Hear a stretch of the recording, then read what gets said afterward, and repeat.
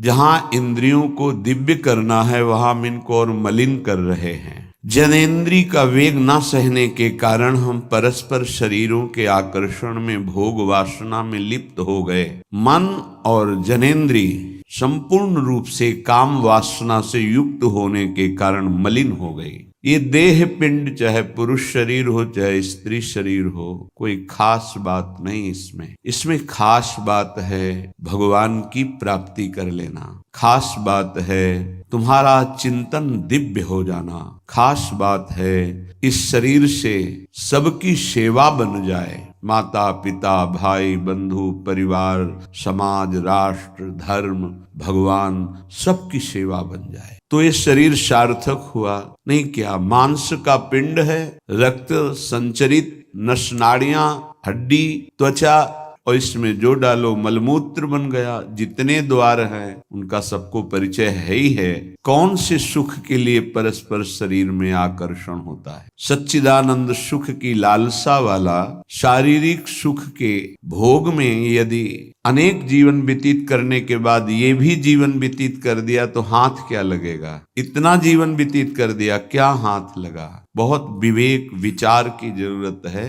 धर्मयुक्त काम भगवान ने अपना स्वरूप बताया है सृष्टि संचालन के लिए। यदि विवाह पाणी ग्रहण संस्कार करके संतानोत्पत्ति के लिए विधान किया गया है तो वो धर्मयुक्त काम है, व्यभिचार वहां भी नहीं, धर्मयुक्त काम। अन्यथा धर्म विरुद्ध यदि काम का सेवन किया जाए तो घोर पापाचरण बनने लगता है और मलिनता पे मलिनता होती चली जाती है। स्त्री रूपा मेध्य पिंडे मुह रमृत धिया। हमारी बुद्धि इतनी मलिन हो गई है कि मल मूत्र के द्वार को अमृत पान का स्वरूप समझते हैं। कितनी निकृष्ट बुद्धि इन शरीरों पे है क्या? ऊपर के द्वार देखो, आंख से कीचड़ निकले, नाक से कितनी खखार के थूको, वमन करके देखो। नीचे के द्वार तो दुर्गंध युक्त मलमूत्र के ही है। किन भोगों में तुम अमृत पान करना चाहते हो? स्त्री रूपा मेध्य पिंडे मुह रमृत धिया नित्य लोलुभ्यमानम। नित्य तुम लुभायमान हो रहे हो कि अगर ये शरीर भोगने को मिल जाए, ये शरीर मिल जाए तो हमारा जीवन धन्य हो जाए। नित्य लोलुभ्यमानम है क्या? थोड़ा विवेक से विचार करके देखो। धर्मयुक्त संतानोत्पत्ति के लिए भगवान ने आदेश किया है। मनमुखी चाल चल करके मनोरंजन करने के लिए ये नहीं बना हुआ। फंसते चले जाओगे, अमृत की लालसा से मृत होते चले जाओगे। तुम्हारे विचार मृत, तुम्हारे आचरण मृत, तुम्हारा शरीर मृत, तुम्हारी चेष्टा मृत, क्योंकि मृत लोक में हो। इसका नाम मृत्यु लोक है और खोज रहे हो अमृत। चक्षुर्न क्षुद्र जीवैरपि विहितो। ये नेत्र मिथ्या रूप में लुभायमान हो रहे हैं। चमड़ी ऊपर से गोरी पीली जैसी भी, उसी में हम आसक्त हो रहे हैं। इतने आसक्त हो रहे हैं। परसों एक नवयुवक भाई प्रश्न एकांतिक में कह रहे, जिया नहीं जा रहा, हमको हमारी मित्र ने धोखा दे दिया और हालत भी ऐसी थी कि करुणा लग रही थी कि कृपा करें प्रभु और इनकी बुद्धि को इस दलदल से निकालें। वो जीवन से हारा हुआ व्यक्ति बैठा हुआ है केवल एक बात में कि उसको उसके किसी मित्र ने, मतलब स्त्री शरीर ने उसको धोखा दे के दूसरे से ब्याह कर लिया। धोखा दे के मतलब मन की गति है, इसमें धोखा और सही का क्षेत्र नहीं है। ये तो विचरण करता रहता है, आज ये आज ये आज ये। इसका कोई बिरला इसकी इस गति को रोक दे, वही साधना परायण साधक कहा जाता है। पर ऐसा नहीं होता है। जहां तुमसे बढ़कर कोई मिला तो वहां दृष्टि उसकी जम जाएगी, तुम्हें छोड़ देगा। संसार का खेल यही है। तुम्हारा प्यार अगर सही ठिकाने पे पहुंच जाए तो सार्थक हो जाए। वो प्यार मूर्ति प्रेम के खिलौना दो खेलत हैं प्रेम खेल प्रियालाल, इनसे प्रेम हो जाए तो निहाल हो जाओगे। पर इनसे प्रेम करने के लिए कठिनता है। पहले सर्वत्र से राग हटावे तो इनसे प्रेम होता है, अन्यथा नहीं। सर्वत्र की ममता बटोर कर इनके चरणों में तब प्रेम होता है। बोले नेत्र दूषित हो गए बस यही देखते हुए। यही दुर्दशा है जीव की। सामने भगवान है चराचर जगत के हृदय में, उनको कोई नहीं देखना चाहता और बाहरी केवल चमड़े को देख करके हम आकर्षित हो रहे हैं। ये चमड़ी ज्यादा दिन नहीं टिकेगी, जिसकी तुम देख रहे हो उसकी और तुम्हारी भी, ये नष्ट होने वाली है। इन्हीं को शासन में साधक रखता है। नेत्रेंद्री हम जहां चाहें वहीं जाएगी, अन्यथा नहीं जाएगी। अभ्यास कीजिए नाम जप के द्वारा। ऐसे थोड़ी कि बात कर रहे हो किसी संत से भगवत चर्चा और तुम्हारी दृष्टि जा रही बार बार, और इतनी हिम्मत तुम्हारी कि भगवत भाव के वातावरण में तुम्हारी अशुद्ध वृत्ति उधर देखने की कोशिश कर रही। क्या देख रहे हो? चुप हो, एकदम शांत। चक्षुर्न क्षुद्र जीवैरपि विहित मृषा मानना अत्यंत मग्नाहा। ये क्षुद्र जीव समझ नहीं पा रहे कि नेत्र किसके लिए मिले। ये नेत्र मिले भगवत साक्षात्कार के लिए। ये विचार करो 5 मिनट आंख बंद करके, अगर ऐसे ही तुम्हारी आंखें छीन ली जाएं तो सोचो कैसा तुम्हारा जीवन होगा। जिन आंखों से तुम गंदी बातें कर रहे हो, गंदी बातें देख रहे हो, यही आंखें भगवान छीन लेते तुम्हारी, तो क्या तुम्हारा जीवन होता। आज तुम्हें भगवान ने आंख दी है, तुम इससे धर्म का दर्शन करो, सब में भगवत दर्शन करो, श्री विग्रह के दर्शन करो, संत दर्शन करो, नेत्र पावन करो। नेत्रों को दूषित कर लिया हमारी वाक इंद्री। जब हम इससे चिदानंद नाम जप करते हैं, चिदानंद लीला का गायन करते हैं, तो वाणी भी चिदानंद हो जाती है। श्रवणेन्द्रिय, जब इससे हम नाम कीर्तन सुनते हैं, नाम जब सुनते हैं, भगवत लीला सुनते हैं, तो श्रवणेन्द्रिय चिदानंद हो जाती है। ऐसे समस्त इंद्रियां जब केवल आराध्य देव के प्रति समर्पित होकर क्रियान्वित होती हैं, तो उनमें ये सामर्थ्य आ जाती है कि उपासक की श्रवणेन्द्रिय निकुंज में प्रिया प्रीतम क्या बात कर रहे हैं ये सुनाई देने लगता है। निकुंज में प्रिया प्रीतम कैसी शोभा से विराजमान है ये दिखाई देने लगता है।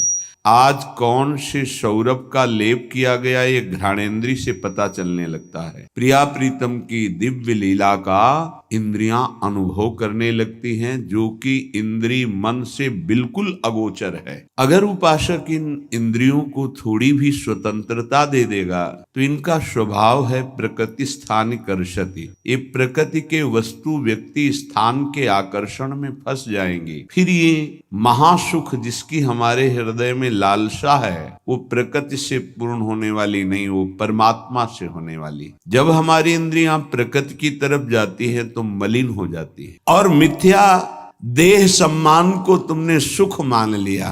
4 लोग नमस्कार किए तो तुम अपने को श्रेष्ठ समझ लिए। किंचन मात्र भी कोई श्रेष्ठ नहीं है। ये पंचभूत शरीर सबके उसी सामग्री से बने हुए हैं। अंदर जो जीव अंश है भगवान का बिल्कुल बराबर है। अब जो सम्मान और अपमान होता है गुण और अवगुण का होता है, और गुण और अवगुण दोनों मायाकृत है। सुनो तात मायाकृत गुण और दोष अनेक, ये दोनों मायाकृत है। तो तुम किसका सम्मान? माया का। किसका अपमान? माया का। तुम तो मान और अपमान दोनों से परे हो। अगर कोई तुम्हें प्रणाम कर रहा है तो तुमको उसकी श्रद्धा को प्रणाम करना है। तुम खास थोड़ी हो गए कि वो तुम्हें साष्टांग प्रणाम कर रहा है तो तुम महान हो गए। महान वो है जो साष्टांग प्रणाम कर रहा है, उसकी श्रद्धा प्रबल है। नहीं, कोई अंतर नहीं। जो इस देह में पंचभूत वही उस देह में पंचभूत, जो इसमें परमात्मा का अंश वो उसमें परमात्मा का अंश, उसकी श्रद्धा बड़ी है इसलिए वो आपकी तरफ प्रणाम कर रहा है। बोले बहुत बुरा हो गया।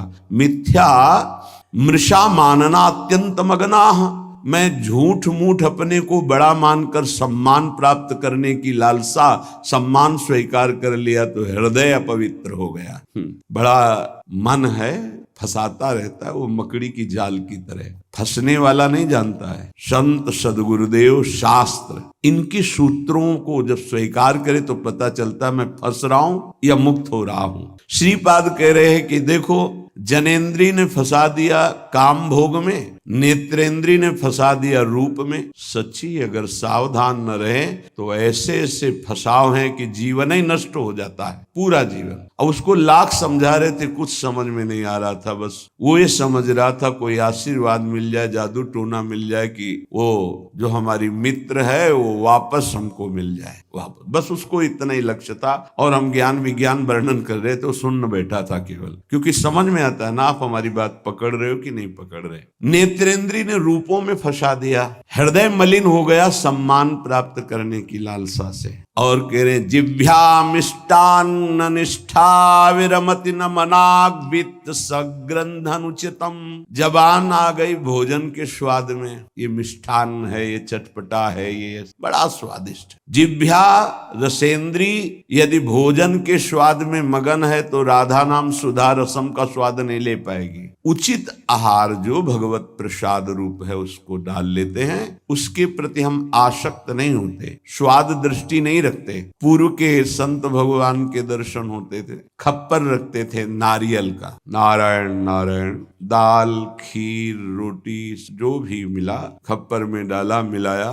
स्वाद से मतलब नहीं, प्राण पोषण से मतलब है। और यहाँ धनिया की चटनी अलग, टमाटर की चटनी अलग, भरौआ मिर्च अलग, ये अलग ये अलग। तो फिर राधा नाम सुधा रसम भूल जाओ। ये 2 अंगुल की जबान है, बस इतने में सारा खेल है। यहाँ से नीचे उतरने पर कोई स्वाद नहीं है भाई, इतने में घुमाने का स्वाद है और अच्छे अच्छे इसी में फंस जाते हैं। जिसकी रसेंद्री विजयी नहीं हुआ रसेंद्री से, वो हर इंद्री का विजयी होने पर भी विजयी नहीं माना जाता। रसेंद्री विजयी जनेंद्री विजयी जरूर होगा, और रसेंद्री जनेंद्री विजयी संपूर्ण इंद्रियों का विजेता माना जाता है। धैर्यवान उसे ही कहते हैं जो 2 इंद्रियों को काबू में कर ले, रसेंद्री और जनेंद्री।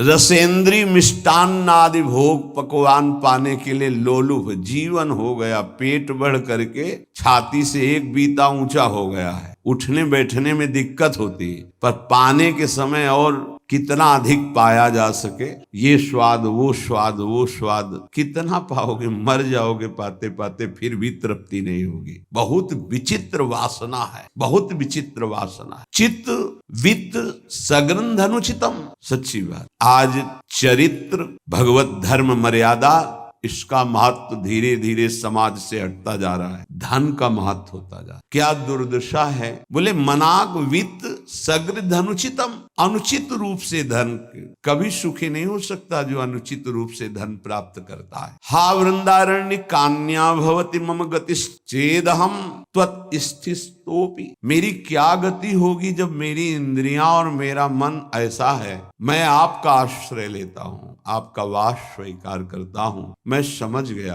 कि मेरे से अब कुछ नहीं होने वाला, मेरी अनन्य गति आप हो। हे वृंदावन, आप मेरा सुधार कर दो। अब मैं कहीं किसी की ओर नहीं देख सकता, सिर्फ आपका आश्रय लिए। भाव ये है कि हम सब तरह से हीन हैं, हर इंद्रियां हम पर विजय प्राप्त किए हुए है। उल्टा इंद्रियों पर हमें विजय प्राप्त करना चाहिए, इंद्रियां हम पर विजयी हो गई हैं, अब हम कैसे मुक्त हो? तो बोले धाम का आश्रय ले। बड़ा महत्व, धाम कृपा करके आपको सत्संग प्रदान करे। यदि आप सत्संग के अनुसार सुलझ के चल पावे तो क्या होता है, जन्म जन्मांतर से मलिन बुद्धि होती है और बहुत भागती है बुद्धि। जैसे जंगली नील गाय देखा हो, गर्दन उठाई भागती चली जा रही, ऐसे ये भागती बुद्धि। अगर इसको कोई रोक सकता है तो गांव में एक लंगड़ बांधा जाता था। लंगड़ समझते हैं? 2 टांगों के बीच में एक मोटा सा लकड़ी का। अब वो भाग नहीं पाएगी ऐसे। गुरु कृपा, गुरु आदेश, गुरु शासन, ये बुद्धि के ऊपर लंगड़ का काम करता है। तुम्हें पता ही नहीं गुरु के हृदय में अनंत माताओं जैसा प्यार होता है। जैसे भगवान गाली देने वाले को भी परम पद देते हैं, उन्हीं के दास हैं वो। किसी का अमंगल संत के द्वारा, गुरुदेव के द्वारा, आपका विचार, आपकी सोच आपको अमंगल के रास्ते पे खड़ा करके और ऐसा धक्का देगी कि शायद है फिर बचा पाने की स्थिति न रह जाए। सगर के जो पुत्र 60,000 थे, भगवान कपिल देव जी का अपराध कर दिया, आश्रम को विध्वंस करने लगे। घोड़ा वहीं बंधा हुआ था, किसी ने बांध दिया, उनको पता भी नहीं था। उनको लगा कि इन्होंने ही ऐसा किया होगा, हमारा विश्व विजेता घोड़ा इन्होंने पकड़ लिया। बड़ा उपद्रव किया। कपिल भगवान ने कोई शाप नहीं दिया, उनकी तपोशक्ति ने उनको नष्ट कर दिया, भस्म कर दिया। जिनके उद्धार के लिए उन्हीं के वंशजों में क्रमशः आराधनाएं हुई, फिर पर सिद्ध कर पाए भगीरथ जी और भगवती गंगा को लाए और अपने पुरखों का उद्धार किया। जो थोड़ा भी अपनी बुद्धि को तुम भगवत मार्ग से विमुख करोगे, वो आपको फंसाने के सिवा और कोई मार्ग नहीं बता सकता। यहाँ समिटना है, अपने अस्तित्व को मिटा देना है। प्रभु के चरणों में पूर्ण आश्रित हो जाना है और जीवन मुक्त हो जाना है। ये रास्ता है। यदि हम भगवत मार्ग के पथिक हो करके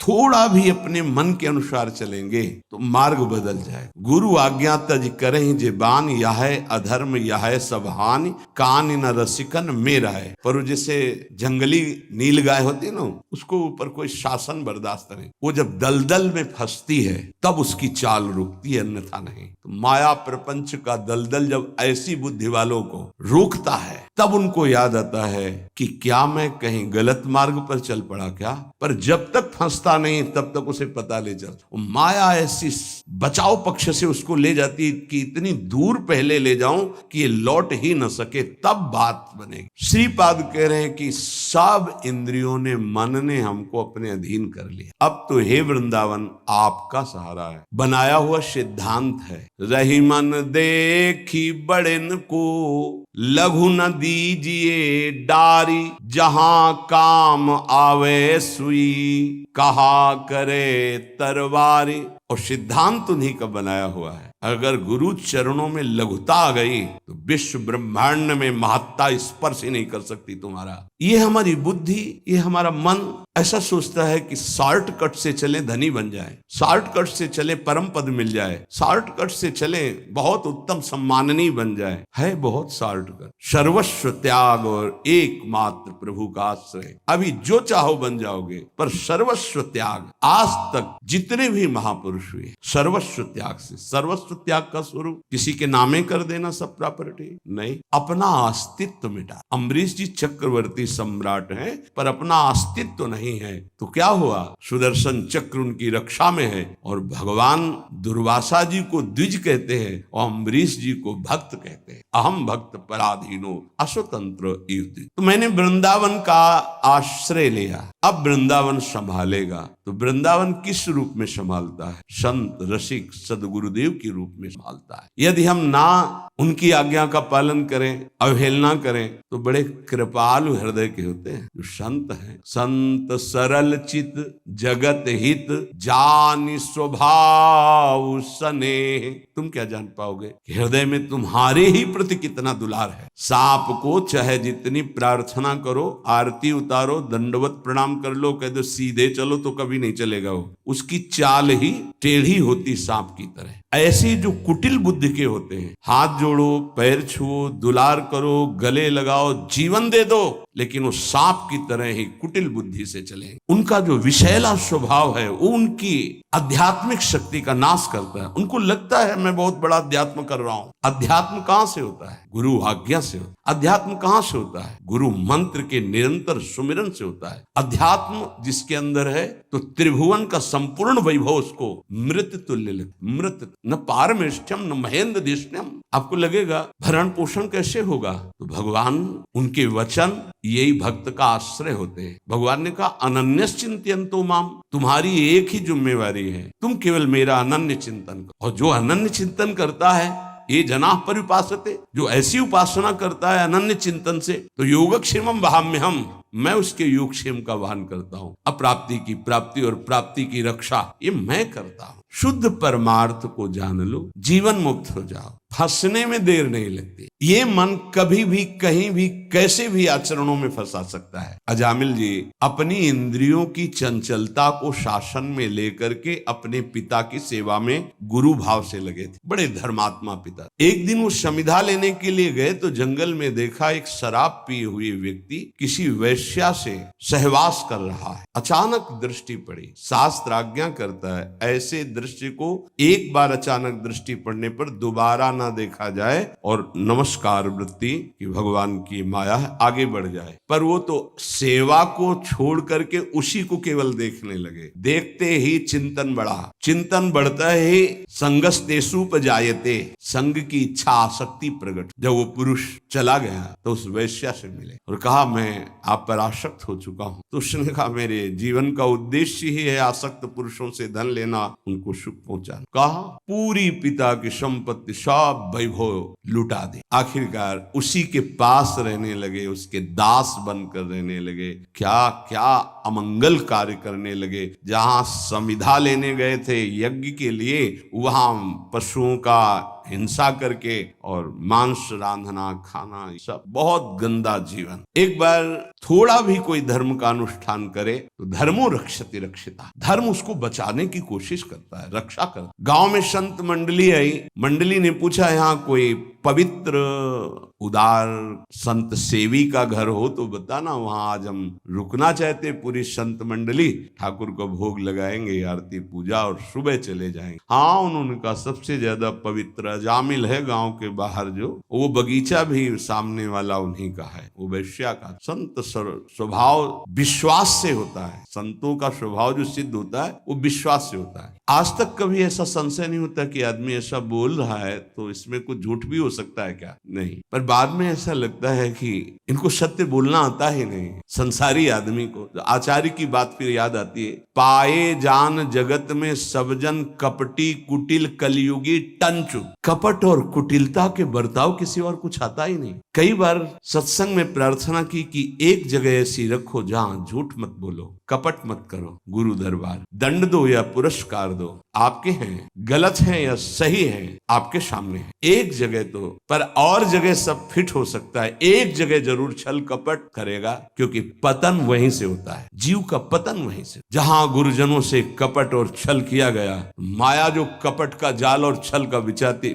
उसे कोई नहीं काट, माया के जाल को कोई नहीं काटने के लिए गुरु प्रसन्न साहब अनुकूला। जैसे हमसे बोला जाता है, संतों से बोला जाता है, अक्षरशः लगता है सत्य बोल रहा है, संशय ही नहीं, क्योंकि विश्वास की धरा से ही चला जाता है, विश्वास ही होता है। तो संत जनों ने जाके वहां डेरा लगा दिया। ठाकुर जी विराजमान के, आरती पूजा शुरू, इतने में देखा एक मलिन वस्त्र पहने और एक हिरन कांधे पे टांगे अस्त्र ली हुई। अजामिल ने जे ही संतों को देखा तो संत दृश्य जी में पातक टरे, हृदय एकदम आर्त भाव से रो पड़ा और याद आई वो बात कि जब मैं जवान था तो कैसे धर्म का अनुष्ठान करता था, कैसे मैं पिता की आज्ञा से भगवत आराधना में, हाय मेरा जीवन किस तरह नष्ट हो गया। नजदीक गया, साष्टांग दंड। देखते ही संतों ने समझ लिया। उन्होंने कहा भाई ये बगीचा आपका है? बोल भी नहीं पा रहे थे, बस इशारा। हाँ बोले, बताया गया था कि गांव के बाहर एक ब्राह्मण है, बड़े पवित्र हैं, तो आपका ही नाम अजामिल है। बोले प्रभु ये तो आपके साथ उपहास किया गया है, मैं पवित्र नहीं, बहुत नीच पापी सा, धर्म का त्याग करके पापाचरण में वैश्या के मल जैसे अन्न से उदर पोषण करता हूँ, ये देख रहे हो आप साथ, मेरे जैसा पातकी भ्रष्ट कोई नहीं, ये तो आपके साथ उपहास किया गया। उनका भाई अब रात्रि में तो ठाकुर जी नहीं हटाएंगे, यही विराजमान करेंगे, पर आपका कुछ पाएंगे भी नहीं। चरणों में लौट गया, महाराज क्या अब भी मेरा उद्धार हो सकता है? हाँ, आखिरी श्वास तक जीव को भगवत प्राप्ति का अवसर दिया जाता है। एक उपाय है, मैं देख रहा हूं तुम्हारे द्वारा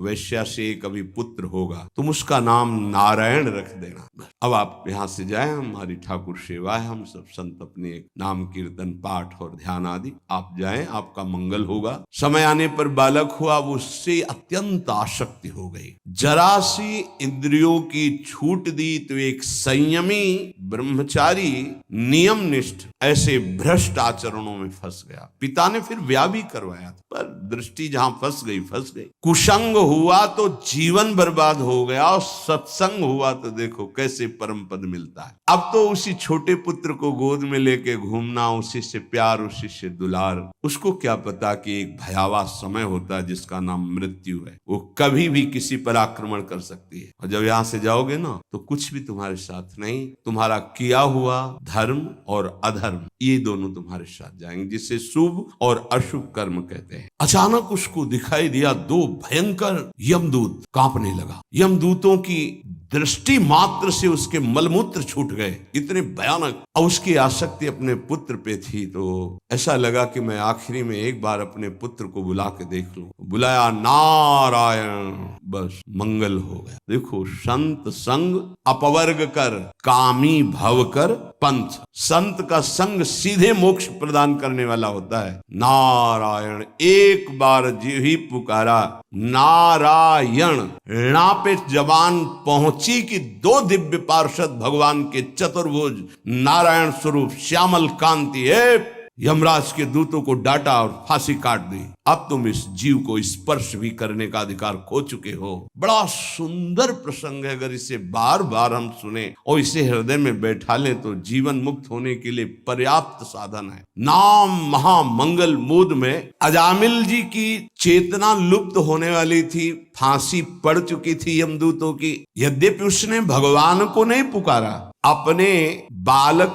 के स्नेह वशात उसको पुकारा नारायण, पर संतों ने नाम रखवाया था। 88 वर्ष की आयु तक पाप ही पाप होते रहे। यमदूतों को डांट कर भगवान के पार्षदों ने कहा अब तुम स्पर्श भी नहीं कर सकते। उनका आप बड़े तेजस्वी देव स्वरूप दिखाई देते हैं, पर आपको पता है ये महानीच पापी हर क्षण पाप करता रहा है। ये मूर्ख अपने पुत्र के बहाने नारायण बुलाया है, ये महापापी है। भगवान के पार्षदों ने कहा हम देखते हैं कि तुमको कोई ज्ञान नहीं है। जिस समय ये पुत्र के बहाने नारायण बुलाया उसी समय निष्पाप